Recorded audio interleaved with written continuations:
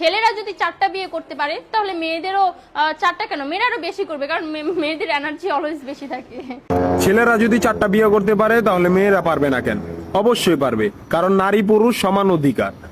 আর যদি একটা কথাই চিন্তা করি তাহলে মেয়েদের চেন কোনো কাজে লাগে না, চেন খুলে মোতার অধিকার তো তাদেরও আছে।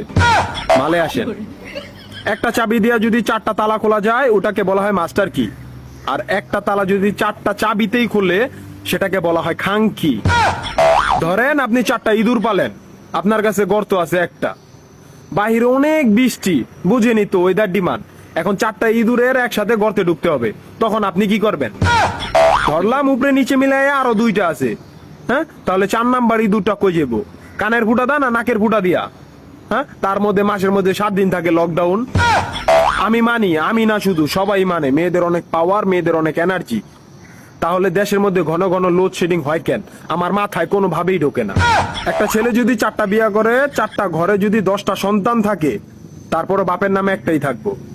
এখন আপনি যদি 4টা বিয়ে করেন, একটা সন্তান হয়, তাহলে বাপের নাম কি দিবেন?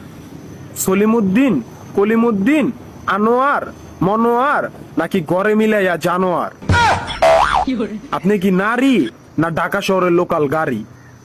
30টা সিট ফুল, 20 জন দাঁড়ানো, তারপরও বলে পিছনে সিট খালি, ওঠেন তাড়াতাড়ি, পিছনে সিট খালি, ওঠেন তাড়াতাড়ি।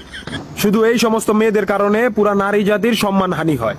আমাদের উচিত সিটি কর্পোরেশনের কুত্তা মারার ইনজেকশন দিয়া এদেরকে মেরে ফেলা, যাতে এদের জন্য অন্য কোনো মেয়েদের কেউ খারাপ নজরে না দেখে। মারানি কোনানকার।